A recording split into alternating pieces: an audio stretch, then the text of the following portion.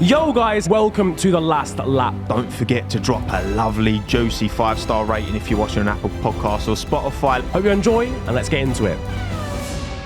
A mad storyline, right? Yep. Nyck de Vries. Yep. What has happened here? Lay it down for the audience. So basically, Nyck took out a loan in 2018, Yep. which was the year he finished 4th in F2 behind George, Lando and Alex. Yeah.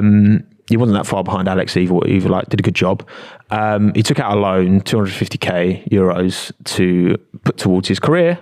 It's still like, I think to fund an F2 seat, I've heard the figure 2 million. Right. So for 2019, I'm guessing. Yeah. Like if you want to fund a seat in F2, Yeah, I've heard this, you have to stump up 2 million. Yeah. Usually from sponsors or whatever. Yeah. And then basically it seems that if Nyck got into F1 before the end of 2022, there was this deal that this guy he got the loan from would be owed half or part of his wage anyway. Right, okay.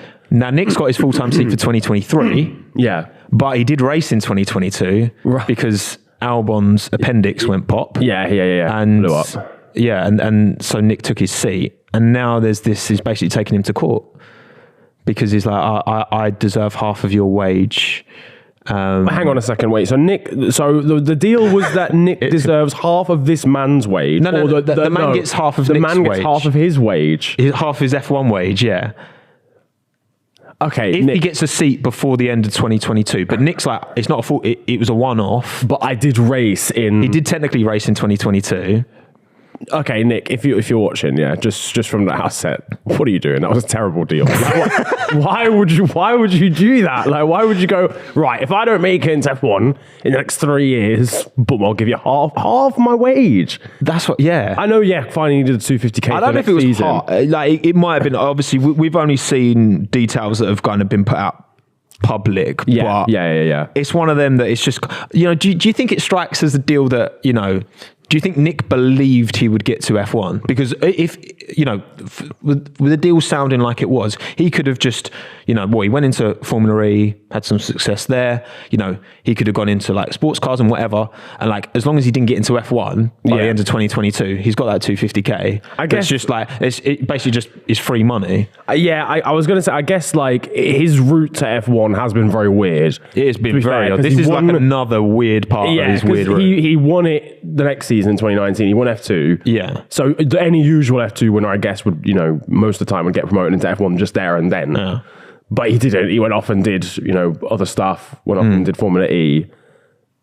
Then came back again after that. So I get he wasn't expecting it to be like a 4-year gap between, but that just still seems like a terrible deal to me. Like, I don't understand why. I know you need $250,000, mate, but half the wage. Yeah, that seems like a lot. I do wonder if AlphaTauri Red Bull is kind of supporting him in that as well, because obviously Nyck has gone from a Mercedes back driver to now he's moved over, he's crossed the border into Red Bull territory. Yeah, how does that work for them? Do they just get a random invoice from like this man in the Netherlands, just like, yeah, give me half the wage, mate? But I think like part of the issue is that Nick's talked about this, and I think he does have support now, but up until, I know he's talked about this, up until like last year, he's been his own manager. Like, he's done everything himself. Wow. Okay. Like, he handles his own emails. Like he handles. So if I email Nyck de Vries right now, he'll see it. Maybe. Unless he goes to spam. Oh, shit. Hi, Nyck, listen. Go straight in, like, there's basically DMs. Yeah. His email. Because most drivers, they'll have management, they'll have, more famously, obviously, Anthony was Lewis's dad, Anthony was his manager for a lot of his career. And, a lot of people will outsource that to family, and some will bring in kind of external. I think Max has got someone who's like known him since he was a kid. Jos being his social media manager would be. No, that's the thing. I think a lot of people expect it to be Jos, but Jos isn't actually Max's like manager, agent, whatever. But yeah, the fact that Nick's done, I do wonder as well, like, did Nyck get someone to read over this agreement back in, because by the sounds of it, he was still his own manager then. And you do wonder, it's one of them that, I guess, it comes back to bite you, but hopefully, Nyck, you deserve your full wage, mate. So I was going to say, he's done enough to deserve the full wage. Yeah. But I hope He's had a tough enough route in. He doesn't need this. He doesn't need this. But also, how long is it for? Is it half his wage whilst he's in F1 forever, or a first year, or? This is what I mean. It's like how much of it is actually written in a contract, how legally binding is I that really contract? hope he just slaps it on like an A4 sheet of paper in like biro pen and then just handed it to him. It's like an IOU situation rather than a legally binding contract, because... Yeah, I would be somewhat concerned. But I mean, look, I just like, what's the worst case?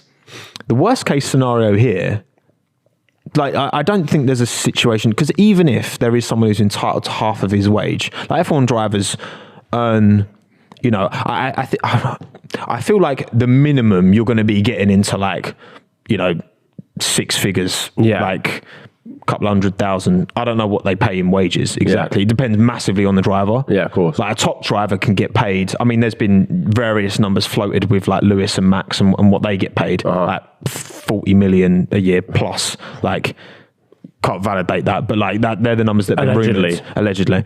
But I think the lower end is like maybe a couple $100,000. Yeah. But then I wonder what, like, I reckon Nick's probably Alpha Tauri kind of team, probably, I don't know, let's just guess $500,000 a year. Yeah. Like, that's obviously a lot of money for someone to take for a 250 grand loan as well. I suppose, well, if it is $500,000, then you know, he's getting a 250k back in the first year. Yeah, that's what I mean.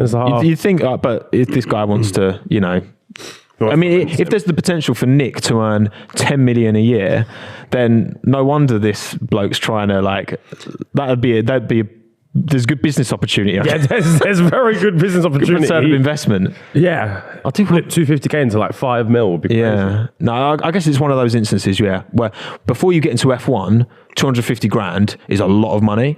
Once you actually get there, I guess that's the thing with motorsport. That's kind of part of the problem. It's so top heavy. Yeah. All the money's at the top. Yeah. Even if you get to F2, you've got loads of pay drivers because there's not enough. I guess F2 doesn't generate enough revenue from a sponsorship point of view. Yeah. It still needs, the teams still need these pay drivers. Yeah, 1,000. Yeah. I mean, I did my dissertation on the cost of like motorsport. And is it? Yeah. So like I tried to basically work out how much you needed to go karting. Oh, come on. Give us some numbers, man. I can't lie, I've forgotten some of the numbers, but it was about 2.5 mil for F2. Is it? Yeah. Okay. For like a full season. And obviously, like when I was like when I was like writing essays and shit, all my tutors were like, "Wait, you actually have to pay to do the sport?" Because obviously, most of it's like I don't know, your other like usual sports in the UK or like the most popular. Obviously, you get like a salary and then that's it. You don't really bring anything to the table other than your ability. But obviously, motorsport is so different in the sense that you actually have to pay to drive as well. Yeah, you know, even in Formula 3, I think Formula 3 is like 1.2 mil. Just like F3, but that was European F3 before they did the new one. It might even be more now. You have to be somewhat of a pay driver to even get into the FIA system. Yeah, 1,000. Like if you need 2.5 mil a year, right? Yeah. Unless you're like signed by a driver academy. Yeah. So like Piastri was Alpine. Yeah. You had Norris was part of McLaren, I think, when he was racing in. He was there. Yeah, I think so. Obviously, George Russell was part of Mercedes when he was in F2. Yeah. But then if you're not part of one of those academies, I guess that's why it's quite a big deal for like, you know, Enzo Fittipaldi, Zane Maloney signing with Red Bull. Yeah. Because then they don't have to stump up all the money themselves. Yeah. But you have to be it doesn't matter how even good to you get are. There, you've still got to be. Yeah, you have to bring 2.5 million a year is even like top tier karts is about $250,000. Yeah, 1,000 a year. For go karting. Yeah. Like that's barbaric. It's wild. Motorsport, sort it out. Sort it out. Just generally, all wherever of motorsport. You are, it's terrible. All of you, yeah. It's awful. Even I think I chatted to some guy who like ran one of the karting tracks in the UK that do like host like some of the world and European karting races, and he was just like, like if you don't have like 200k, like realistically you're probably not going to be able to compete like across the world in karting. And these kids are like 14 at this point. Pocket money's not going to do the job. Do you know what I mean? They ain't making it off that. Behind the sofa, man. Yeah, that adds up. Change. It does. It adds up over time. It does. Yeah, that's for one season as well. And 2p's to take it to Sainsbury's. But you think about that as well. It's like you stump up all this money, and then there's all this time that like, because obviously you need like, especially at that age, you need parents who are going to support you. Yeah. So all the time there with you, taking you to events, they're not like able to work. Like it's yeah. This sport, man. This is what I find mad. It's like, I feel like F1's fan base, I think there's more. I think F1, from what I've seen, having gone to races and seeing, the conversation online, I think there's such a diverse group of people who follow F1. Yeah, 1,000. Like you go to Silverstone and you see every type of person. Yep. More so than I'd say when I go to like a football match. You see every type of person. Yet the actual, football, for example, like is what like anyone can. Yeah. Like actually, from a competitor point of view, it's completely, there's no diversity in terms of types of people because it's all, you have to come from money. And that I don't know, I just find that kind of ironic.